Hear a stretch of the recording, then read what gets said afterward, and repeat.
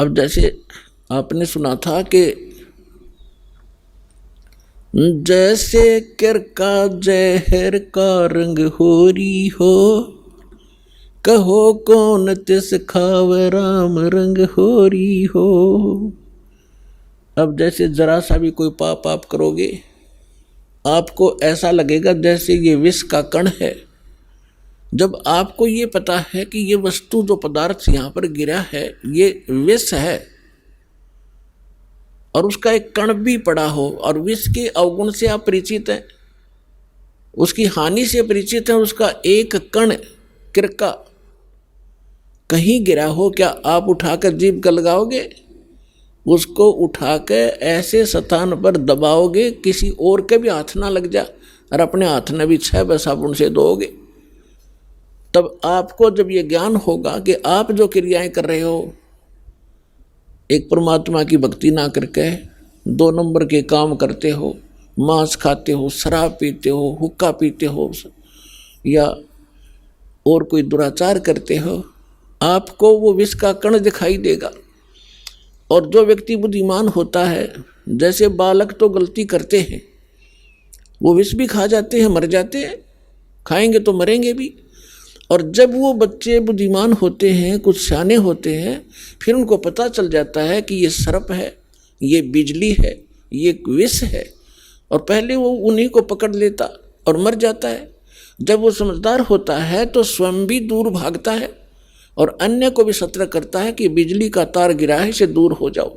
और छोटा बालक होता है, जब तक बुद्धि काम नहीं करती उसको पकड़कर मर जाता है। सर्प को भी छू लेता, पकड़ लेता है, उसको डस जाता है, वो मृत्यु को प्राप्त हो जाता है। और जब वो बच्चा बड़ा हो जाता है, उनके अवगुणों से परिचित हो जाता है, उसकी बुद्धि काम करने लग जाती है, तो फिर वो स्वयं भी बचता है, अन्य को भी सतर्क कर देता है।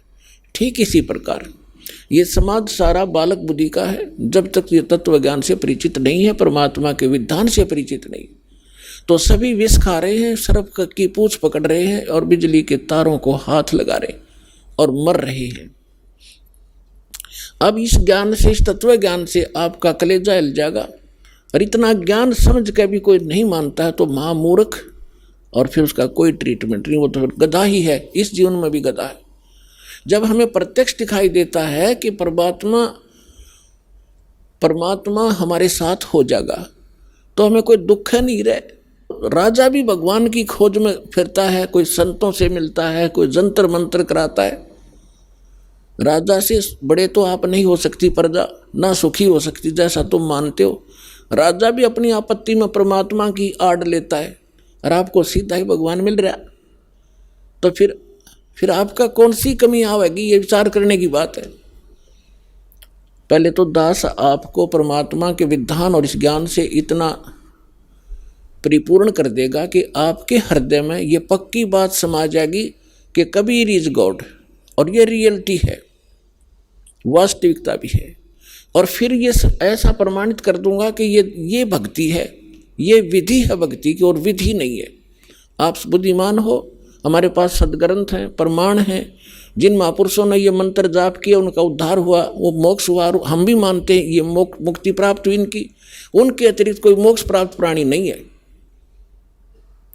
चाहे वो सिद्धि कितनी ही कर गया हो, चाहे वो कितने चमत्कार दिखाकर मर गया हो, लेकिन वो मोक्ष प्राप्त नहीं है।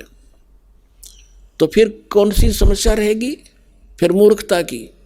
जान बूझ साची तजय और करे झूठ ने, ताकि संगत है प्रभु, फिर सोपन में भी ना दे। जो इतना ज्ञान समझकर फिर गलतियों पे गलती करता है तो बुद्धिमान व्यक्ति नहीं है, वो तो जानबूझकर बकवाद कर रहा है।